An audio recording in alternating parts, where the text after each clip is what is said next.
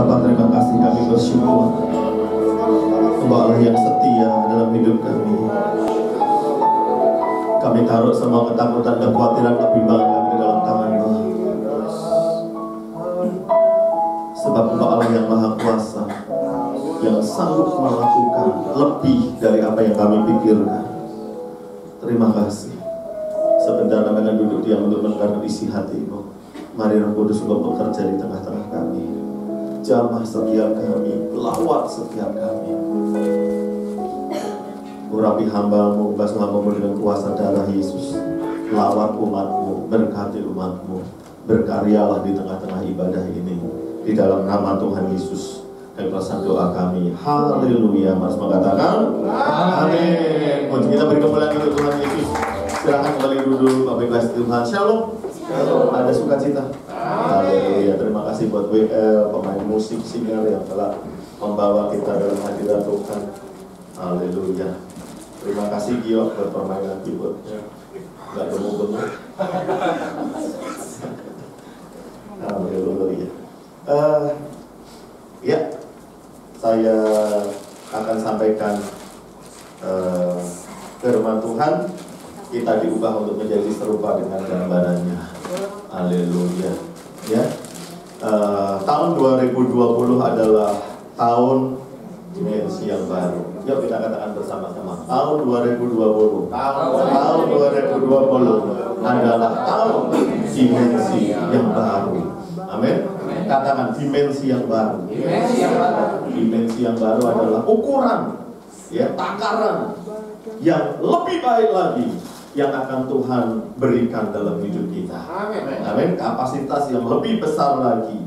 Haleluya. Ayatnya ini kita baca bersama-sama. 1, 2, 3. Dan kita semua mencerminkan kemuliaan Tuhan dengan muka yang tidak terselubung. Dan karena kemuliaan itu datang dari Tuhan yang adalah Roh, maka kita diubah menjadi serupa dengan gambarnya dalam kemuliaannya yang semakin besar. Ini yang akan terjadi dengan hidup kita. Ya, kita akan diubah, ya, dalam kemuliaan Tuhan yang semakin besar. Diubah dalam bahasa Yunaninya metamorpho, ya, metamorphose. Metamorfose. Apa itu metamorfose? Ya, slide selanjutnya.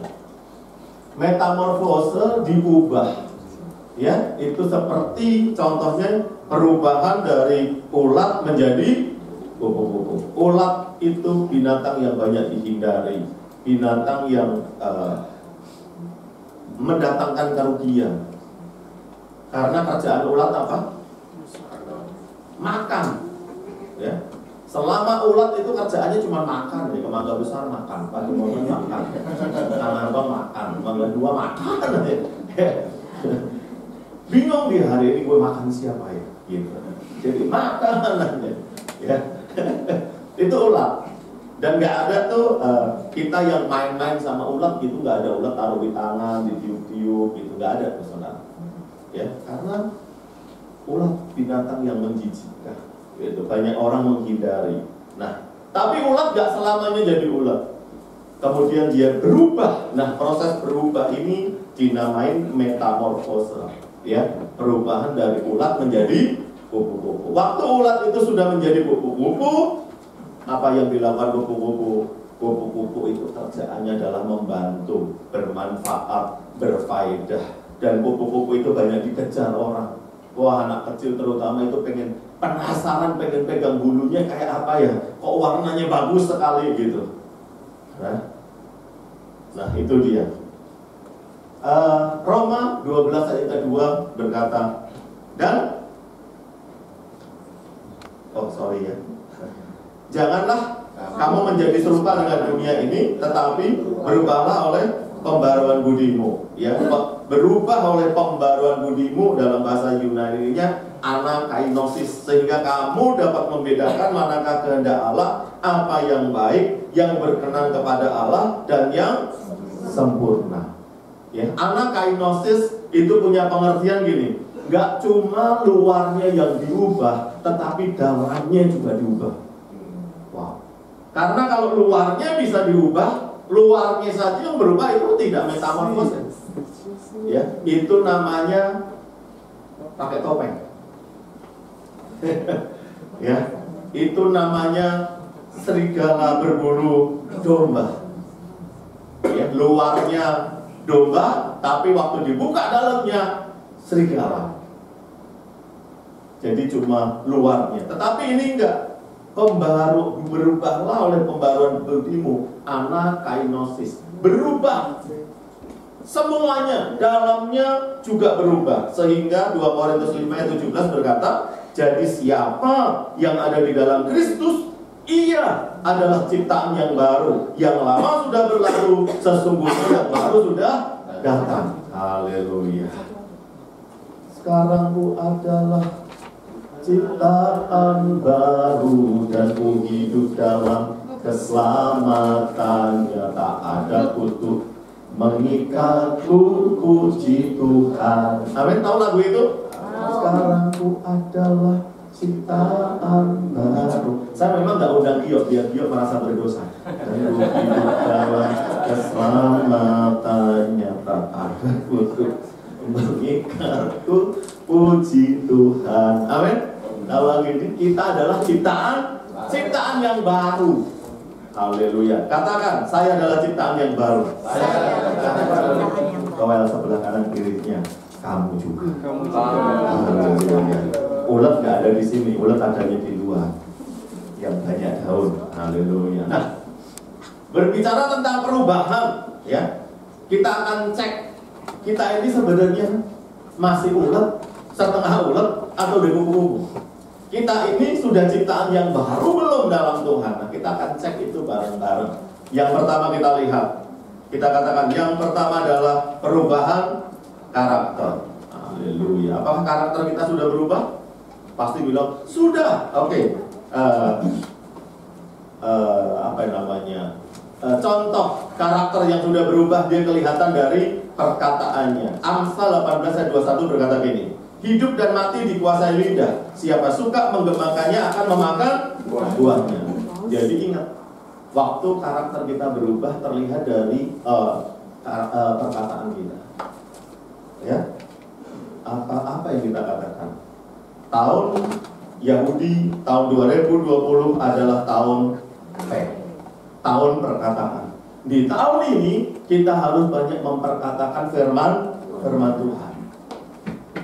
Nah, Alkitab berkata, hidup dan mati dikuasai lidah. Siapa suka menggemakannya akan memakan buahnya. Kalau kita punya anak, katakan, anakku akan sukses, anakku pintar, dia akan sukses. Dan nanti kita akan lihat, anak kita akan menjadi orang yang sukses. Amin.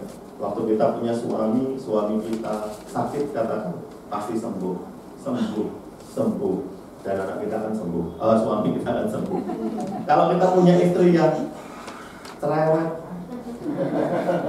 kita katakan, jangan diam, itu bawaan alam.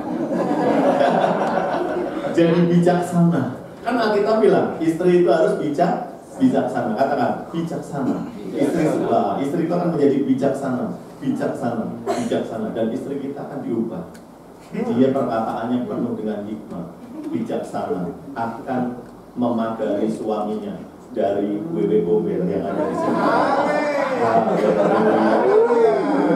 Ya, jadi suaminya nggak pernah lupa jalan pulang karena ucapan-ucapan istrinya yang bijaksana. Haleluya. Karena kita berkata gini, karena menurut ucapanmu engkau akan dibenarkan, dan menurut ucapanmu pula engkau akan dihukum. Jadi kita itu menikmati perkataan kita. Waktu perkataan kita itu perkataan firman Tuhan, maka kita akan menikmati firman Tuhan dalam hidup kita. Tetapi waktu yang kita ucapkan itu adalah perkataan-perkataan yang sia-sia, maka perkataan itulah yang akan menghakimi kita dan akan mendatangi hidup kita. Haleluya. Perubahan yang terjadi dalam hidup kita itu akan membuat kita sendiri kagum. Jadi kalau kita udah metamorfosa, kita udah ada perubahan, kita sendiri kagum dengan perubahan yang Tuhan lakukan dalam hidup kita. Kita sadar, bukan kita nggak sadar. Oh, tahu-tahu Pak saya jadi baik ya. Iya, sejak ibadah di Pademangan saya jadi baik loh. Oh, saya nggak sadar. Ini memang video sama Pak Heki. Kita justru sadar dan kita kagum.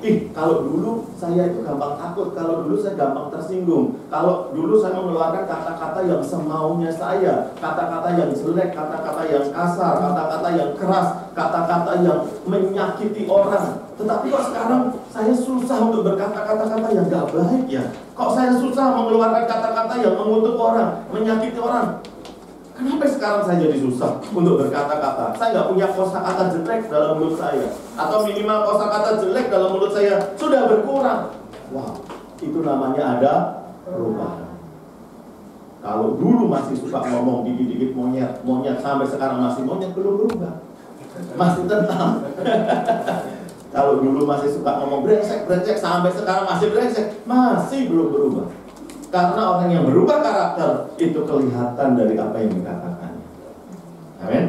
Yang selanjutnya, yang kedua, perubahan apa lagi? Kita baca bersama-sama. 1, 2, 3. Perubahan perasaan damai sejahtera. Punya damai sejahtera nggak? Punya happiness. Kita harus punya happiness. Happiness kita nggak ditentukan oleh jumlah tabungan kita. Happiness kita ditentukan oleh karena ada Tuhan yang menyertai kita. Amin. Karena kita orang Kristen suka salah tangkap. Kalau kita percaya Yesus, kita terima Yesus, nggak ada masalah dalam hidup kita, nggak kekurangan uang, nggak mengalami kesukaran. Sama, saudara. Waktu murid-muridnya mau ikut Yesus, Tuhan, aku mau ikut Engkau dong, aku mau menjadi murid-Mu dong.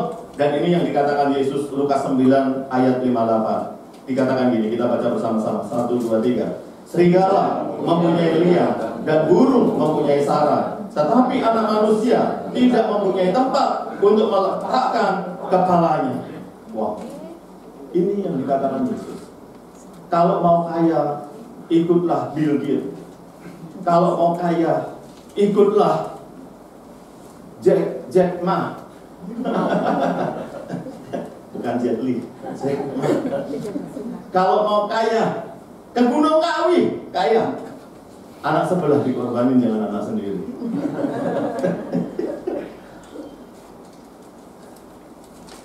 Tujuan kita, kadang kita datang ke gereja, percaya Yesus, tujuan kita gini, aku mau kaya, aku mau kelimpahan, aku mau nggak ngalami kesukaran. Sebab itu aku mau ke gereja, terima Yesus. Salah, Yesus nggak menjanjikan kelimpahan materi. Bahkan Yesus berkata, kamu mau ikut aku? Serigala mempunyai liang, burung mempunyai sarang, tetapi anak manusia tidak mempunyai tempat untuk meletakkan kepalanya. Kalau hari ini, tadi malam kita tidur pakai bantal, kita udah lebih kaya dari Tuhan Yesus. Karena Tuhan Yesus nggak punya bantal, dia nggak pernah beli bantal. Ada ayatnya Yesus beli bantal, nggak ada. Yesus nggak ada.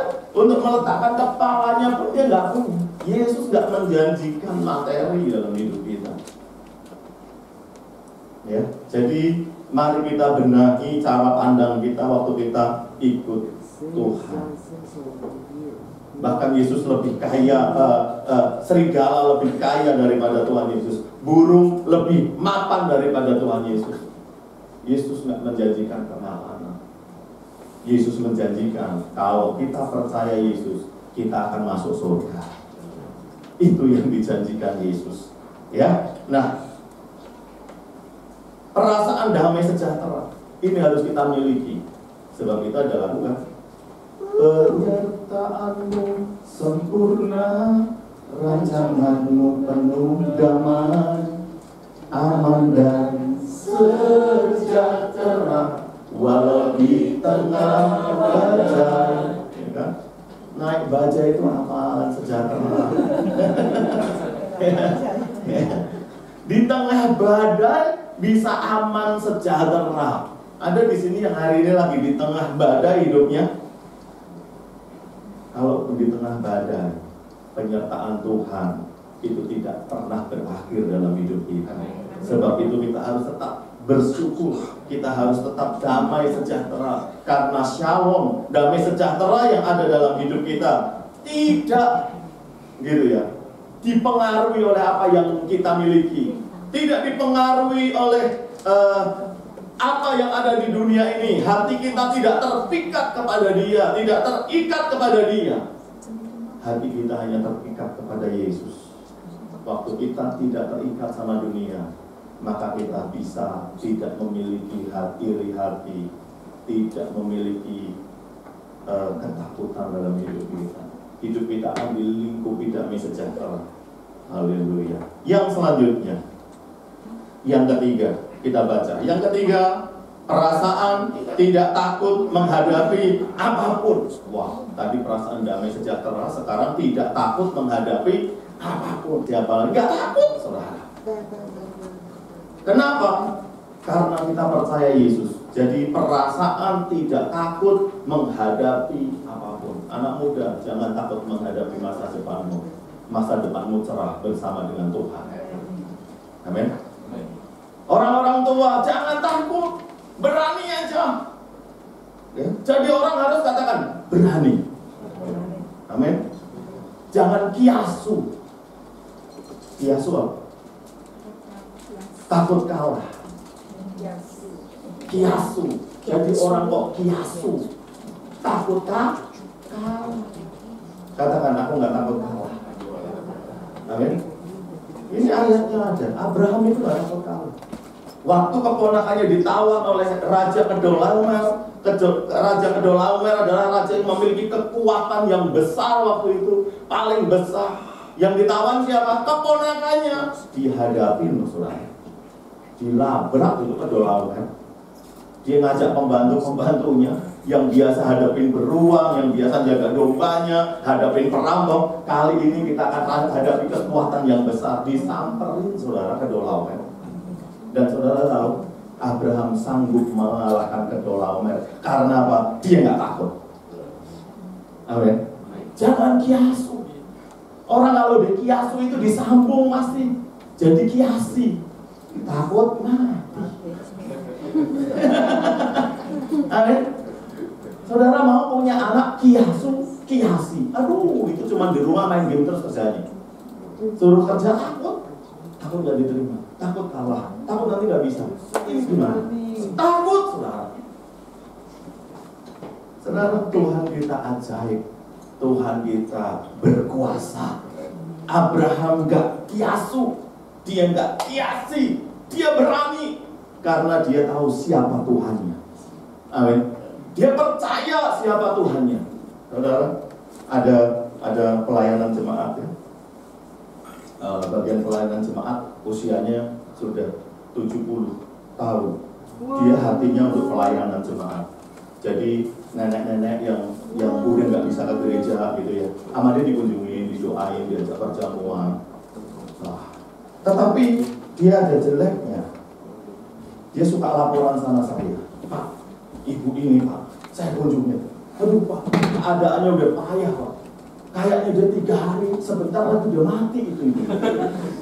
Saya tanya, tadi Bapak ke sana kunjungin doanya apa? Saya doain sembuh Pak, sehat. Kenapa sekarang ngomong mati? Pak, jangan ya. Kalau Bapak kunjungan, Bapak udah doain sembuh, Bapak pegang doa itu. Itu iman. Kalau kita udah ngomong sembuh, ya sembuh. Mau besok mati kek, itu urusan pencabut nyawa malaikat, bukan urusan kita. Urusan kita adalah mengatakan sembuh. Kita percaya sembuh, ya sembuh. Jangan pulang dari kunjungan doain orang, doanya sembuh sampai di lift, tadi mati ini kayaknya.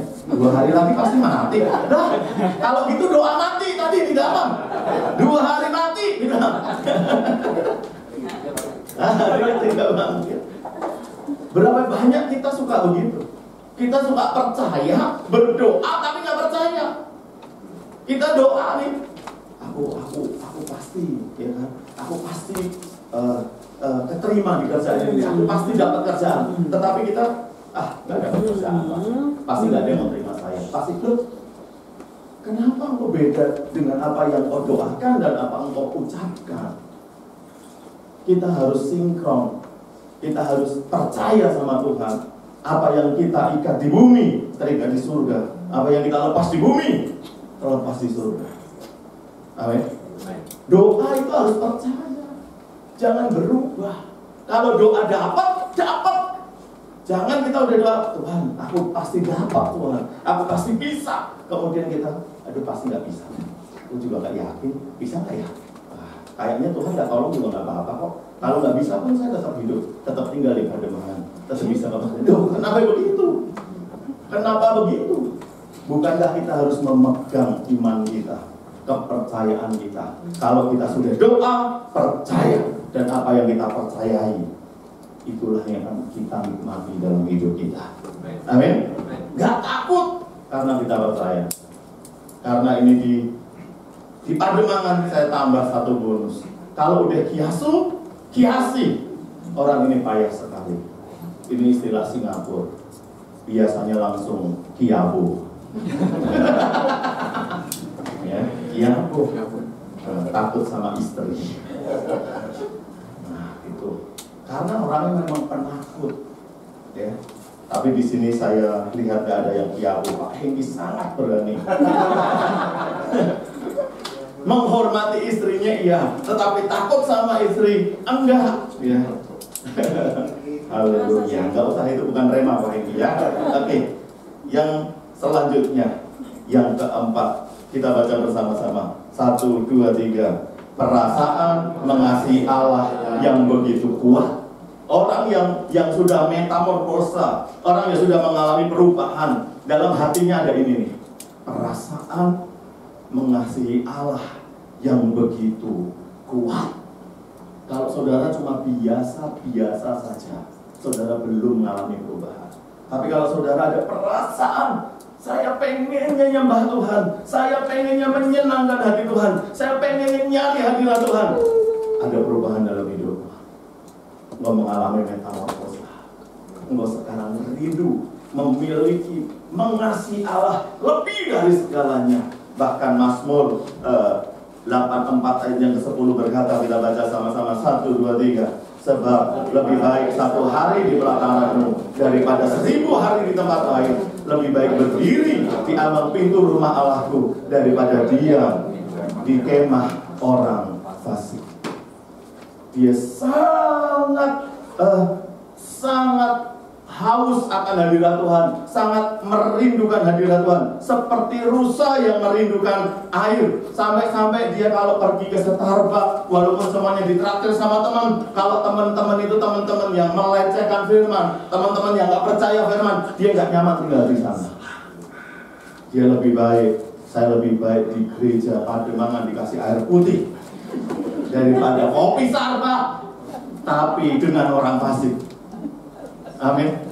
Apakah kita punya kerinduan itu? Kita tukar kenyamanan kita, kita korbankan itu, dan kita lebih rindu, lebih memilih untuk Tuhan. Aku mau dekat dengan Engkau, aku mau menikmati hadirat-Mu, aku rindu Engkau Tuhan.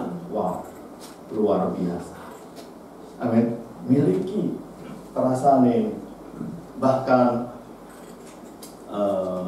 salah satu pemazmur berkata dalam yang nulis Mazmur 73 berkata gini, siapa gerangan ada padaku di surga selain Engkau? Selain Engkau tidak ada yang kuingini di bumi ini. Wow, dia nggak pengen NMAX saudara, dia nggak pengen PCX, dia nggak pengen Mercy, dia nggak pengen Ferrari. Bagi dia itu semua sia-sia, nggak ada artinya. Dan yang diingini cuma Yesus, Yesus, hadirat Yesus. Luar biasa. Hari ini kalau hatimu dibelah sama Tuhan, isinya apa? Kalau isinya itu emas, perak, permata, Louis Vuitton, apalagi yang dikejar itu yang gitu. Kapan saya pakai iPhone X? Kapan saya yang dikejar itu? Tasnya, sepatunya, jasnya, wow, rambutnya, yang dikejar itu. Masih punya rencana operasi hidung, operasi pipi, tato alis. Bisa marah-marah sama suami itu kalau duit tato alis gak dikasih. Harus ada budget nih tato alis.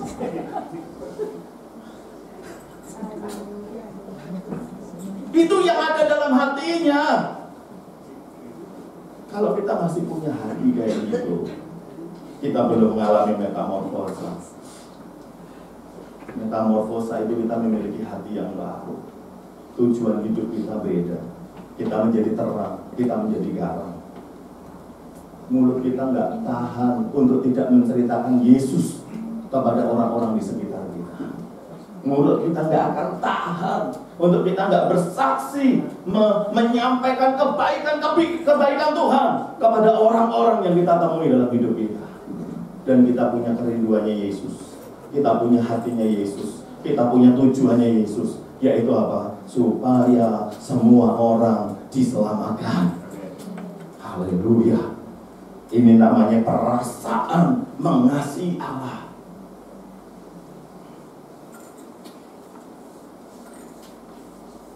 Dalam visi, ya, tulisan visi GBI, ya, Gatot Subroto,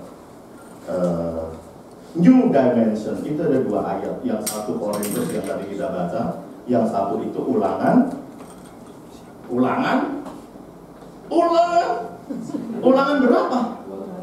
28 ayat 3 nyolok ayat 13. Dia ragu-ragu, 3 bisa 13, bisa 30, bisa 3 ton. Jebakannya pintar pakai 13.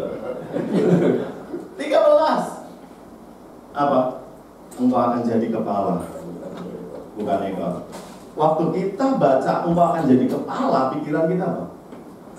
Jadi bos di perusahaan, di kampung paling kaya. Ya kan? Pikirannya gitu kan? Karena akan jadi kepala. Kalau kita di kerja, kita jadi pemimpin divisi. Apa? Paling tertinggi di perusahaan itu, udah bosnya kemana? Kita gusur bos kita.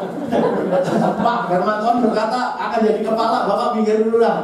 Ini firman Allah harus digenapi. Masa begitu? Gak ada yang mau terima orang Kristen kalau cara pandangnya seperti itu. Kan firman Tuhan berkata, Pak, Ulangan 28 ayat 13, engkau akan jadi kepala. Di mana-mana saudara kerjaannya mau nyingkirin orang. Karena dia mau jadi kepala. Itu masuk gereja Pak Niko juga mau gantiin Pak Niko. Susun kekuatan, ya kan? Bikin isu ini menjatuhkan, kalau udah jatuh gue jadi kepala. Karena firman Tuhan berkata, engkau akan jadi kepala. Pemikirannya salah. Engkau akan jadi kepala. Artinya apa? Siapa kepala gereja? Tuhan Yesus. Kita akan menjadi serupa dengan Yesus dalam hidup kita. Karena engkau akan jadi kepala, engkau akan jadi seperti Yesus. Engkau adalah Yesus di dunia ini, di mana pun Tuhan menempatkan engkau. Wah, artinya itu. Jadi jangan dipelintir-pelintir menurut bikin teologi sendiri. Jadi kepala, artinya jadi paling kaya Pak, jadi paling pintar Pak, jadi paling berkuasa Pak, jadi paling ini sama. Itu teologiamu sendiri. Firman Tuhan nggak begitu. Ya, firman Tuhan tujuannya adalah membentuk kita, ya, untuk kita serupa dengan Yesus. Haleluya. Kita berkata lebih baik satu hari di pelantaranmu daripada 1000 hari di tempat lain. Apa yang di pelataran Tuhan? Memujimu, menyembahmu, Kau Allah yang hidup dan menikmati semua keindahanmu. Jadi kalau kita udah tahu, kita punya perasaan mengasihi Allah, kita itu orang yang gak takut sama apapun juga. Karena kita percaya Tuhan yang memelihara kita.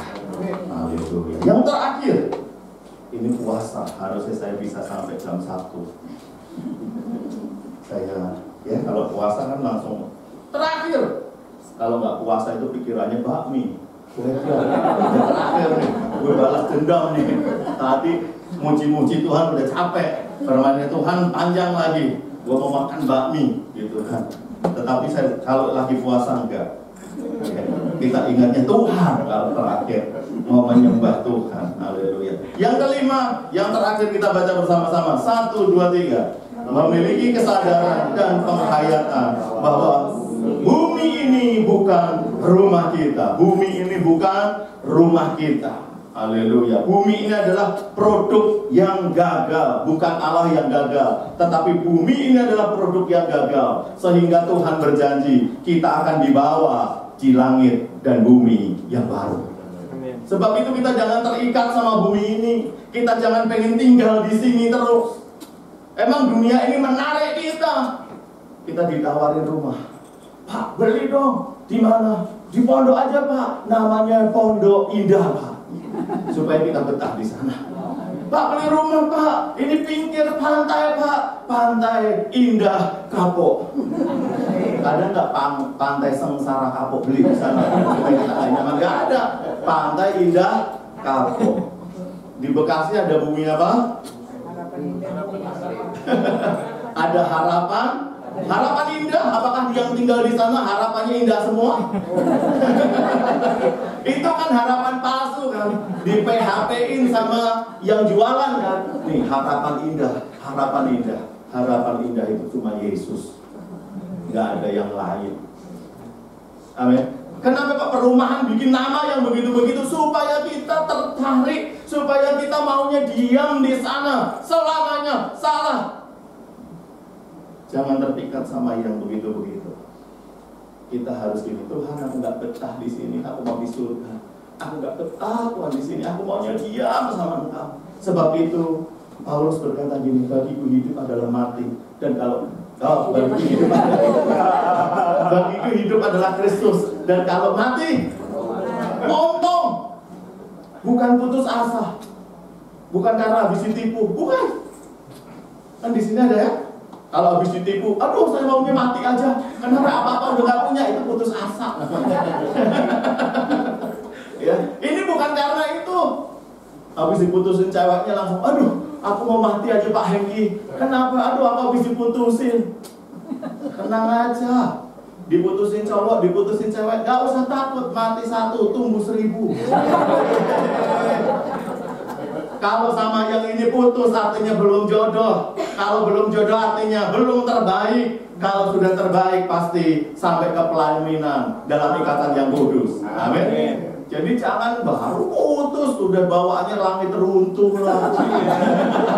Hatiku hancur lah. Apa sih, lebay banget. Kalau putus engkau nanti akan dapat yang lebih baik lagi. Percayalah. Amin. Iya nggak berani amin.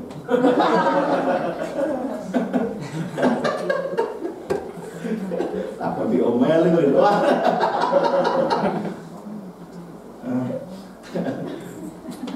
Ya. Jadi memiliki kesadaran ini penting. Kita itu jangan betah di dunia. Kita itu harus maunya pulang. Jangan kalau ada orang mati di dunia, tuh kena kutuk tuh, mati muda tuh. Rasain loh, mati tuh. Kenapa perbuatannya sih? Apa sih? Bukankah kita berkata berbahagialah orang yang meninggal dalam Tuhan sekarang ini. Orang yang meninggal sekarang ini beruntung. Dia nggak kena corona. Dia nggak usah pakai masker kemana-mana. Dia udah tidur. Ngapain sih kiasi? Ngapain takut mati? Bukankah kalau mati kita akan tinggal bersama dengan Tuhan? Bukankah kalau mati kita akan hidup di bumi yang baru, di langit yang baru? Kenapa kayaknya kalau sudah kita mati kayaknya kutuk, kalau sudah mati kayaknya udah gak ada harapan, kalau udah mati kayaknya semuanya udah habis, gelap? Enggak. Rasul Paulus berkata, bagiku hidup adalah Kristus. Kalau mati, cuan dagang bakmi. Cuan gue mati. Kenapa? Gue bertemu dengan Tuhan. Dan saya, Paulus katakan, saya lebih pilih diam bersama Kristus daripada hidup di dunia ini. Kalau Tuhan masih kasih saya hidup, artinya saya harus bekerja keras. Amin. Harus bekerja keras. Kenapa? Tukang bakmi belum bertobat, tukang somai belum bertobat, Pak RT belum bertobat, ya, tukang sayur keliling belum kenal Yesus. Amin. Tukang babi, tukang paikut belum kenal Yesus. Tugas kita belum selesai. Kita harus bekerja keras memberitakan Yesus kepada mereka. Itu doktrin yang benar kan? Doktrin yang salah mau?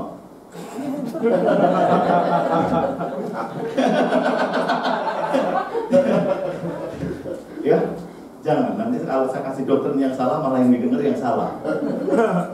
Yang doktrin benar aja. Tapi doktrin yang benar ini enak nggak? Nggak enak. Siapa bilang hidup di dunia itu enak? Nggak enak. Tetapi itu tujuan hidup kita. Itu tujuan kita ada di dalam dunia. Itu tujuan Tuhan masih memberi nafas kepada kita untuk kita bekerja bagi Tuhan.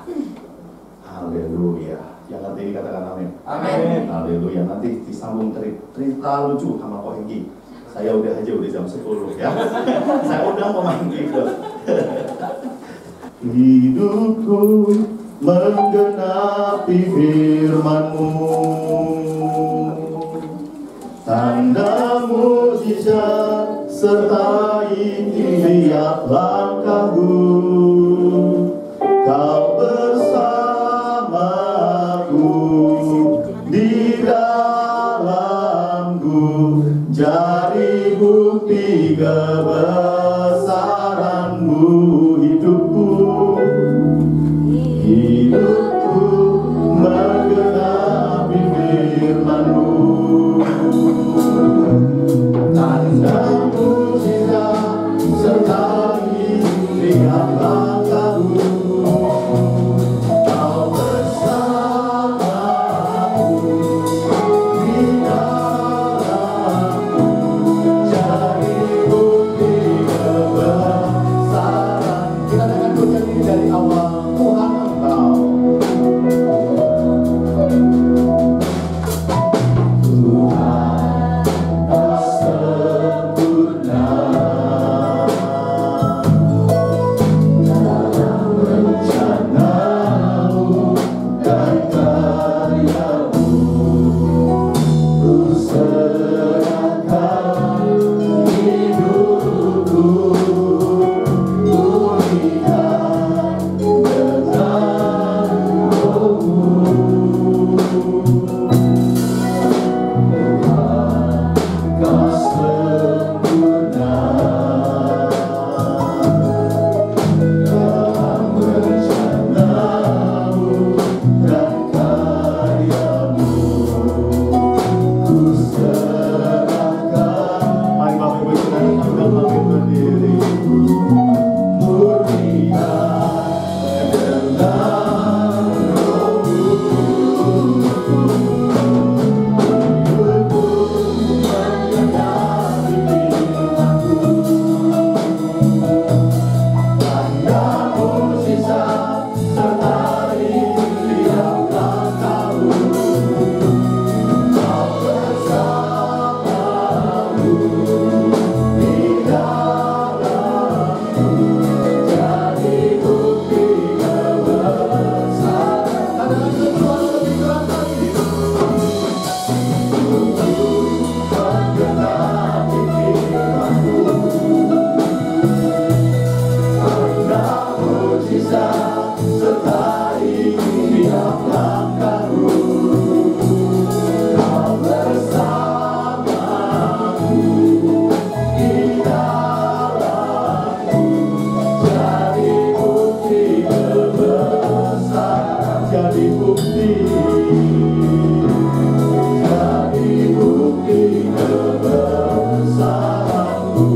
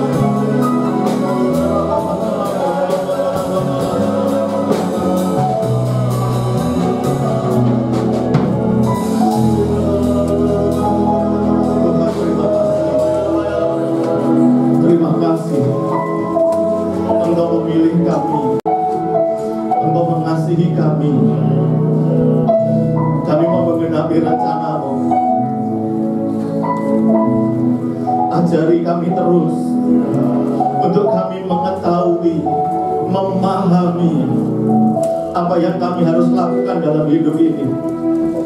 Karena hidupku bukannya aku lagi, tetapi Yesus yang hidup di dalam aku. Biar tujuanmu menjadi tujuan kami, biar kerinduanmu menjadi kerinduan kami. Penuhi umatmu dengan rohmu, penuhi Tuhan dengan hatimu. Biar dimanapun Tuhan menempatkan kami menjadi terang, kami menjadi garam, kami menjadi saksi bagi kerajaan-Mu. Terpujilah Tuhan namamu, di dalam nama Tuhan Yesus. Bebaskan doa kami. Haleluya. Mari semua katakan amin. Langsung berdiri, silakan.